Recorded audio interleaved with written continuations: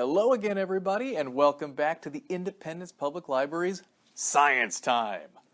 As always, I am part-time scientist Mr. Alex, and today we've got a really cool program that we like to call How We Breathe. Or, alternatively, we could call it Creating a Model of a Lung.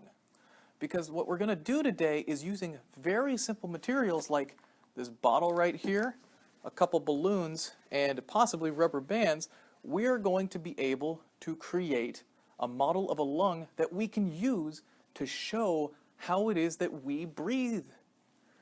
Every day you wake up, you breathe in, you breathe out. Breathe in, breathe out. And it's actually very interesting the way that this happens. But first let's get started. Let's make our model of the lung so we can figure out how it is that we breathe. So right here, what we're going to need, like I mentioned, is a bottle. Any plastic bottle is probably good, but one with a decently big opening right here is probably pretty good. And then what you're going to need to do is get an adult who can help you. A helpful adult who's going to be able to cut the top from this bottle and remove it from the rest. And I'll show you what I've got. Right over here, we've already got one that's finished. So after you get a helpful adult who's able to, either with scissors or with an X-Acto knife or something of that nature, they were able to cut off the bottom spot from the bottle and leave us with something like this. It's very important that the bottle part that we're working with has got both a top and a bottom hole right there. So you can see all the way through the other side, nothing in the way. Okay. So next what you're going to have to do is you've got two balloons. One of them, just a normal balloon. We're not going to do anything with that yet. The other one, right here, so you can see right there, I've got a knot in it. You're going to have to tie this balloon as you would a balloon after you've blown it up. You might need to get an adult to help you with this too if you are not familiar, but it's not very hard to do. For example, you would pull this, wrap your fingers like that, wrap it around, and then kind of put it in between these two fingers right here. Kind of hard to show, but the end result is you've got this nice little knot here. And then the next thing you're going to do is you're going to take some scissors and you're going to cut the very end of the top off. So you're left with a little opening.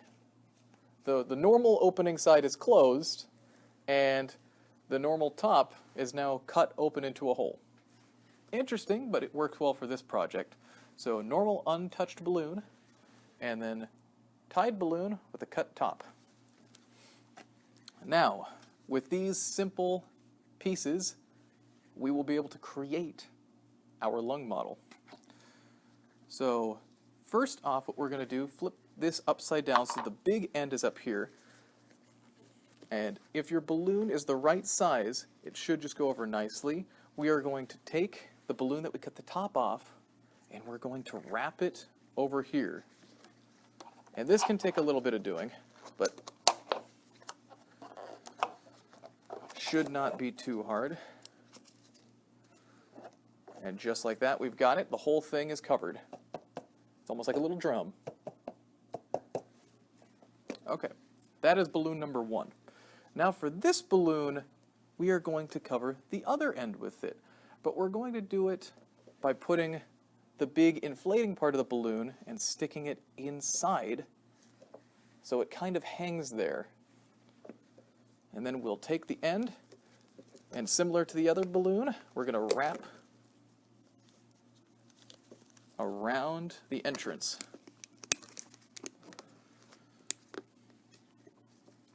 So we're left with that.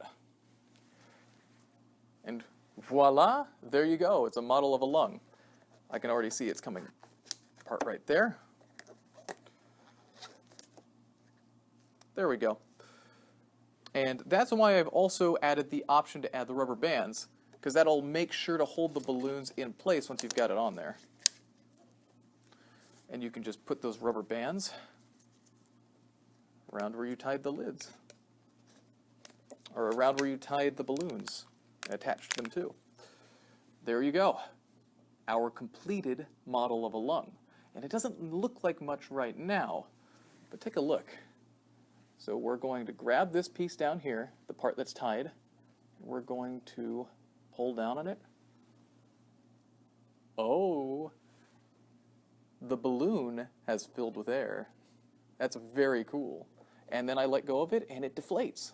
So pull, inflates, release, deflates. Pulls, inflates, and I release and it deflates. Look at that.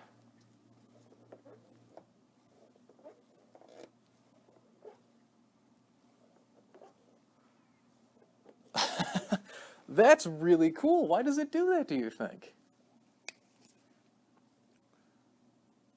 Well, it's because this is a closed space that we have in here, as you can see. We've covered the top, we've covered the bottom.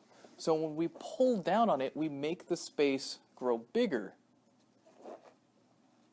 But there's still the same amount of stuff in this space because there's no way for stuff to get in very easily. So we're effectively creating a vacuum. And a vacuum is just basically a place where there's no stuff. And here's the interesting thing about nature.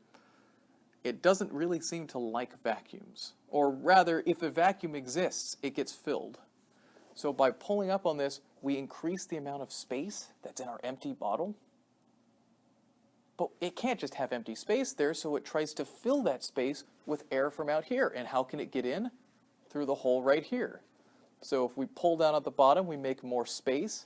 Air will flow in through the top and fill up the balloon to fill up that space. So it makes more space and it fills it. And then as soon as we get rid of it, it pushes the air back out because there's less space. Creating space, filling with air, reducing the space and pushing the air out. It doesn't need that anymore. And it's similar to the way that we breathe using our lungs. So let's think about it like this. This pink balloon that I have right here is really analogous and it's close to the way our lungs work. And something you might not know about is this muscle in our body known as the diaphragm. And that's what this white balloon is like. So what happens is the way that we breathe is we have our diaphragm right about here and our lungs, right at our normal spot. What happens is we contract or tighten our diaphragm, and what that causes it to do is it shrinks down. It like pulls down, which leaves more space for our lungs to fill. Just like right here. We pull on the balloon, which creates more space for the top balloon, which causes it to fill with air. So that's what happens to us.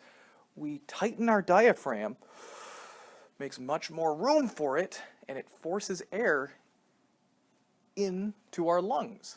And from this point, the air in our lungs filled with oxygen gets absorbed by blood that's flowing through our lungs, and then that circulates all over the body, and then our body uses the oxygen in the air as a kind of fuel source to power our body and our muscles to move around, And at the same time, as it's absorbing the oxygen from the air, it's also, the blood in our lungs is dumping this waste gas, what we call carbon dioxide.